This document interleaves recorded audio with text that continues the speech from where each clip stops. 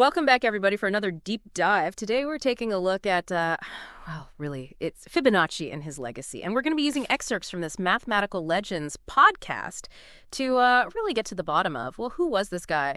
Why is his sequence so famous? And how does it show up all over the place? In nature, in art, even technology. So buckle up, because we're going on a treasure hunt for Fibonacci patterns, and they're hidden everywhere, believe me. First things first, who was this guy? Fibonacci. I mean, it almost sounds like a code name. Well, in a way it was. His real name was Leonardo of Pisa, born way back in 1170. And Fibonacci was just a nickname, meaning son of Bonacci, referring to his dad, Guglielmo, who was a merchant working in North Africa. And what's so interesting is that young Leonardo was exposed to this Hindu-Arabic numeral system through his father's work. And this was huge, because Europe at that time was still using Roman numerals. I can only imagine how tough doing calculations must have been back then. I mean, can you even picture doing long division with Roman numerals? It was a nightmare, let me tell you. So encountering this new system with the concept of zero, it was like a total game changer for Fibonacci. And he traveled a ton across the Mediterranean, studying math in North Africa, the Middle East, India, just soaking it all up. Wow. Talk about a well-traveled scholar. I mean, how did all this globe-trotting and exposure to all these different mathematical systems, how did it shape his work? What was his big breakthrough? Well, in 1202, he published this book called Liber Abaci, or the Book of Calculation. And it wasn't just another math textbook, This was a total revolution for Europe. Fibonacci introduced the Hindu-Arabic numeral system, along with methods for arithmetic, algebra, problem solving. It was like giving Europe a major math upgrade. Wow. So he brought the world of numbers into the modern era. You got it. And Liber Abaci, it went way beyond theory. It was packed with practical stuff, like currency conversion, weights and measures, even early ideas about interest rates. Fibonacci showed everyone how math could be used in everyday life. Okay, so I'm starting to see how he, revolutionized math in Europe.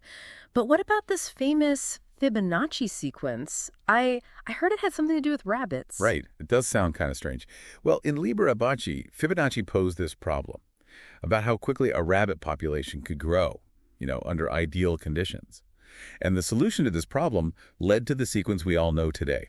Okay, I'm all ears. What exactly is the Fibonacci sequence? Well, it's this series of numbers where each number is the sum of the two that come before it. You start with 0 and 1, then it goes 0, 1, 1, 2, 3, 5, 8, 13, 21, and so on. Sounds pretty simple. But the way this sequence shows up in the real world is just mind-blowing. So it's more than just a mathematical curiosity. Is this where we start our treasure hunt for Fibonacci patterns? Exactly. Let's start with nature. Have you ever looked closely at how leaves are arranged on a stem, or the spiral patterns in a sunflower seeds? These often follow the Fibonacci sequence. It ensures the most efficient way to pack things in and get the most sunlight. I have noticed those spirals in nature before, but I never connected them to math. It's like nature is using the sequence to survive. It really is. And the Fibonacci fun doesn't stop there. Pine cones and seashells, they all often have these Fibonacci spirals. It's like nature stumbled upon this elegant mathematical principle to create both efficiency and beauty.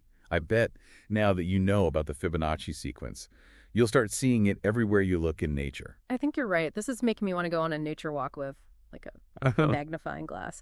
But you mentioned that the Fibonacci sequence shows up in the human body, too. How is that even possible? Well, that's where things get even more interesting. Scientists are fascinated by how Fibonacci-like proportions show up. In all kinds of biological structures, we see it in how trees branch, the structure of DNA molecules, even in the proportions of the human body. It makes you wonder, is there some kind of hidden code driving the design of life itself? That's a great question. Is this just a coincidence, or is there something deeper going on? It's a question that's been puzzling scientists for a long time, I bet. It really has. Whether it's a code or just an elegant mathematical principle, the Fibonacci sequence and related concepts, they keep appearing in living organisms. It's fascinating. It's like nature is whispering mathematical secrets to us, if we know how to listen. Okay, so we found Fibonacci in nature and even in ourselves. But what about art and architecture? Is there a connection there too? Absolutely. This is where we get into the golden ratio. It's a concept that's deeply connected to the Fibonacci sequence. The golden ratio. That sounds almost mystical. What is it exactly, and how does it relate to Fibonacci? It does have a kind of mystique to it. The golden ratio is approximately 1.618. It's this mathematical constant that's often called the divine proportion because it's so aesthetically pleasing. And it pops up all over the place in art, architecture, and nature. You see, if you take any two consecutive numbers in the Fibonacci sequence and divide the bigger one by the smaller one, you get a ratio that gets closer and closer to the golden ratio as the numbers get bigger. It's almost like the Fibonacci sequence is like a pathway leading us toward this divine proportion. Wow, so this mathematical concept, it bridges the worlds of science and art. I'm starting to get why this Fibonacci guy was so important. So where can we see this golden ratio in action? Well, think of the Parthenon in Greece. It's this masterpiece of classical architecture. Its dimensions embody the golden ratio, creating a sense of harmony and balance. And then there's Leonardo da Vinci's Vitruvian Man, a famous study of human proportions, based on, you guessed it, the golden ratio. Wow, it seems like this golden ratio is everywhere I look now. It really is. And it's not just ancient art and architecture. Even modern design is influenced by it. Look at logos like Apple and Twitter. They use golden ratio principles to make their designs so appealing. This sense of harmony and balance goes way beyond art. Even the algorithms that run our digital world rely on the same principles, the same ones found in the Parthenon and Da Vinci's work. That's incredible. I'm rethinking everything I thought I knew about math. It's not just equations and formulas. It's a language of beauty and proportion that's spanned centuries and all kinds of disciplines. Okay, I'm curious. Are these Fibonacci concepts just like pretty patterns? Or do they have practical uses in the modern world, too? Oh, they definitely have uses that go way beyond aesthetics. In fact, the Fibonacci sequence has a surprising impact on the world of technology, especially computer science. Oh, wow. I did not see that coming. Tell me more. Well, for one thing, the Fibonacci sequence, it's used in all kinds of algorithms, especially in data structures, search optimization, even cryptography. A specific example is something called the Fibonacci heap. It's a data structure used in network optimization algorithms. Algorithms. Cryptography. This is getting pretty technical. What exactly is a Fibonacci heap, and how does it work? Remember how we talked about internet routing? Well, behind the scenes, those complex networks are being optimized, using structures based on, you guessed it, the Fibonacci sequence. These algorithms help us solve really complex problems with things like internet routing and telecommunications. So every time I send an email or watch a video online, the Fibonacci sequence is secretly at work. You got it. No. And it goes even further than that. The Fibonacci sequence is also used in modeling growth and solving problems in computational biology. Researchers are using it to study population dynamics, genetics, even the spread of diseases. Wow. Fibonacci is being used to understand the building blocks of life itself. It's starting to feel like this sequence is like a secret key to understanding the whole world. You're getting it. And what's even more exciting, research into Fibonacci and the golden ratio is still going strong. Scientists and mathematicians are always pushing the boundaries, exploring new applications in fields as diverse as physics, quantum mechanics, even financial analysis. Wait, financial analysis? How on earth does Fibonacci fit into the world of money? Well, there's this tool called Fibonacci retracement that's used to predict price movements in the stock market. Wow. But isn't the stock market notoriously unpredictable? How can a sequence that's centuries old really predict what's going to happen? Right. It's not about predicting the future with, perfect accuracy. But Fibonacci retracement is a technique traders use to identify these potential levels of support and resistance in stock prices. Support and resistance. Can you explain that in a way that even someone who's not a financial expert can understand? Sure. Imagine a stock price is going up. At some point, it's likely to pull back or, retrace some of that gain. Well, traders use these Fibonacci ratios, which come from the Fibonacci sequence, of course, to try and figure out where this pullback might stop and reverse. They're looking for patterns and turning points based on these Fibonacci levels. So they're using these ratios to kind of make educated guesses about where the stock might bounce back. Exactly. It's not a foolproof system, of course. Yeah. But it's a tool that a lot of traders find really helpful. It seems like Fibonacci's legacy goes way beyond math, into the practical world of money and investments. This is fascinating. But are there any new discoveries being made about Fibonacci and his work? Or is it all ancient history at this point? Well, that's what's so exciting about all this. It's not just about looking back, it's about ongoing discovery. Research into Fibonacci and the golden ratio is still going strong. In fact, researchers are exploring connections between Fibonacci and fields like physics and quantum mechanics. Quantum mechanics, that's the world of subatomic particles, right? How could something as seemingly simple as the Fibonacci sequence be connected to something so complex? It's a strange combination, isn't it? But some scientists believe that the Fibonacci sequence and the golden ratio might hold clues to understanding, how the universe works at its most fundamental levels. One area of research is in the study of quasicrystals. Okay, I'm going to need a little help on that one. What are quasicrystals? Think of a snowflake. It's intricate and beautiful, but it doesn't repeat in a perfectly predictable pattern, like, say, a tiled floor. That's kind of how quasicrystals work. They have structure and order, but they aren't periodic like traditional crystals. So quasicrystals have a pattern, but not a repeating one. How does that tie into Fibonacci? Well, some quasicrystals exhibit patterns and symmetries. That can be described using Fibonacci numbers and the golden ratio. It suggests that these mathematical concepts might be fundamentally connected to how matter is organized at the atomic level. That's incredible. So Fibonacci's legacy might extend all the way down to the building blocks of matter. Wow. I think we've covered enough ground for one session. I agree. We've journeyed from ancient mathematics to the cutting edge of science. Join us next time in Part 2, where we'll continue to unravel the mysteries of Fibonacci's enduring legacy.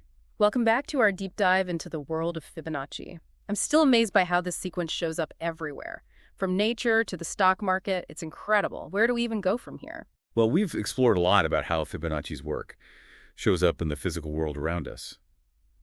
But I think it's also important to understand why studying the history of math, like what Fibonacci did, is so important. It's not just about old textbooks, you know? Yeah, that's true. I have to admit, I tend to think of math as something very current, focused on solving problems we have today. I get that. But understanding the past helps us appreciate how we got to where we are today. You know, the foundations of science and technology. Fibonacci's work, for example. It connected different cultures and really laid the groundwork for so many things that we rely on today. So you're saying that without these early discoveries, our world would be totally different? Absolutely. And sometimes these breakthroughs, they come from surprising places. Fibonacci, for example. He was inspired by math that came from outside of Europe. He showed us that sometimes the biggest leaps forward come from being open to new ideas, different ways of thinking. That's a powerful lesson, really. And not just for math. So Fibonacci's story reminds us that innovation often comes from connecting with other cultures and being willing to question what we think we know. Exactly.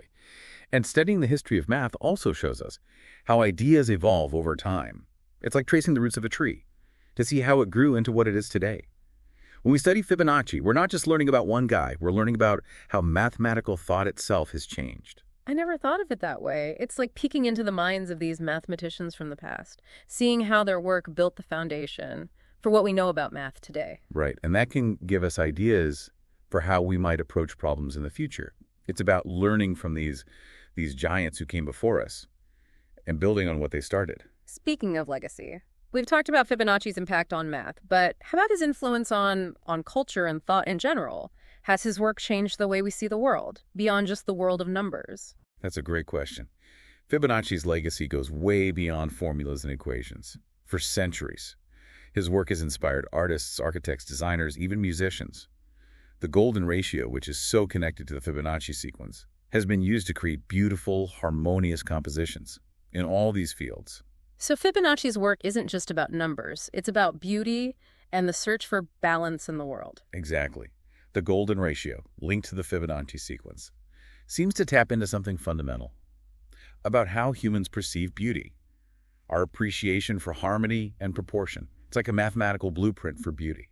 That's fascinating to think that a mathematical idea can have such a profound effect on how we experience beauty. It is, isn't it? It shows how different areas of knowledge are connected and how seemingly different ideas can influence each other. This is making me look at the world in a whole new way. I'm starting to see Fibonacci and the golden ratio everywhere. I know, right?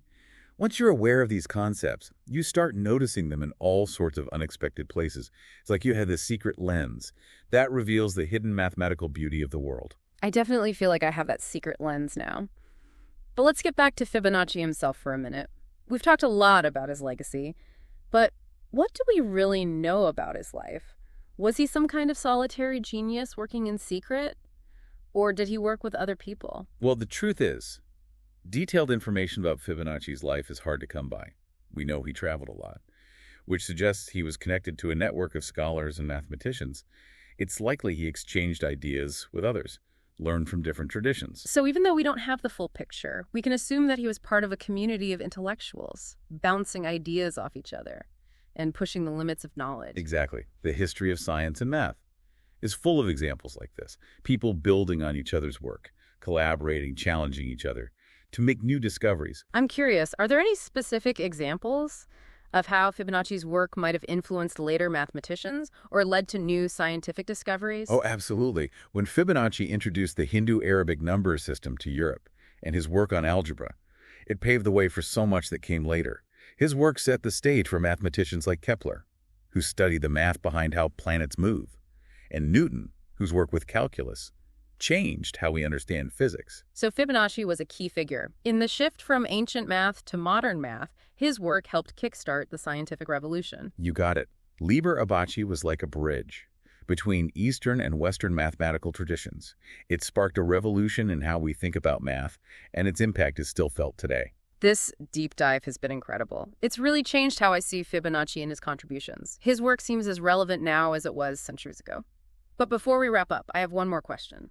Why should people care about Fibonacci? I mean, yeah, it's all fascinating, but what's the takeaway for the average person? That's a great question. I think there are a few reasons why Fibonacci's work is important and inspiring for everyone, not just mathematicians. First, it shows us that math isn't just this dry, abstract thing stuck in textbooks. It's a language that describes the world around us, the patterns and relationships we see everywhere. Yeah, we've seen how Fibonacci shows up in nature, art, technology. Right. Second, Fibonacci's story reminds us that knowledge and discovery often happen when different cultures and ideas come together. His work bridged the East and the West, blending different mathematical traditions to create something new and powerful. That's so true. His travels and exposure to different ways of doing math were key to his discoveries. Definitely. And finally, I think Fibonacci's legacy encourages us to look for connections and patterns in the world, to remember that there's often more to things than meets the eye, and that we can find beauty and order in the most unexpected places. That's beautifully said. I think you've captured perfectly why Fibonacci's work still resonates with people today.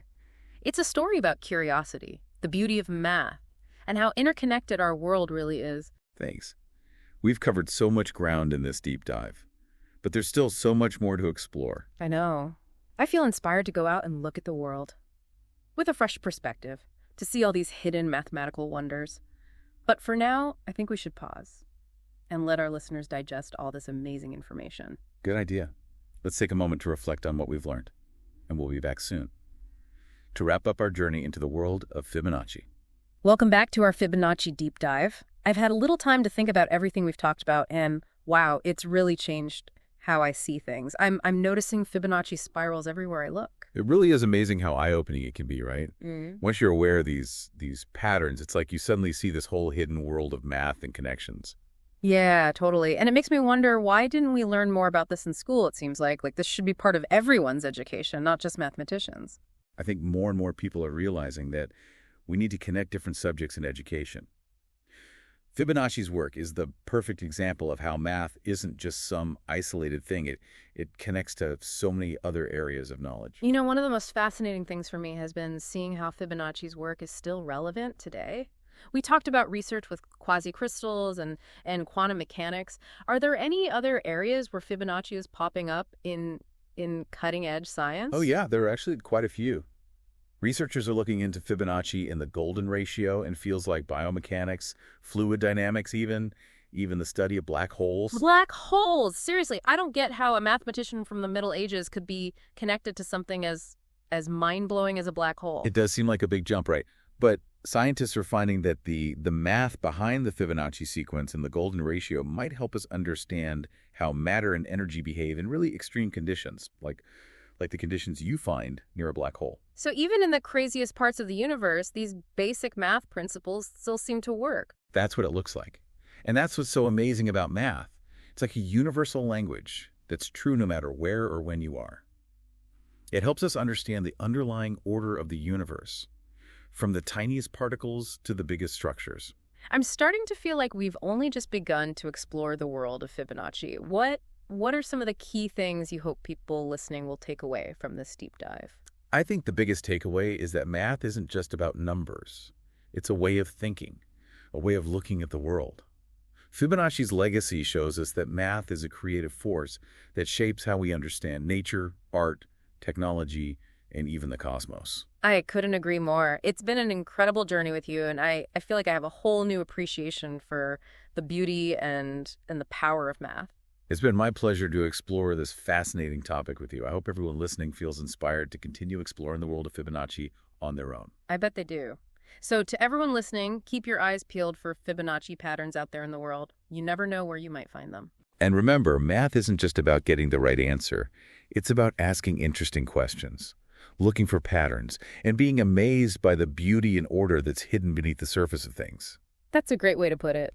Thanks for joining us on this deep dive into the world of Fibonacci. We hope you've enjoyed it as much as we have. Until next time, keep exploring, keep learning, and keep those Fibonacci senses sharp. You never know what mathematical wonders you might find.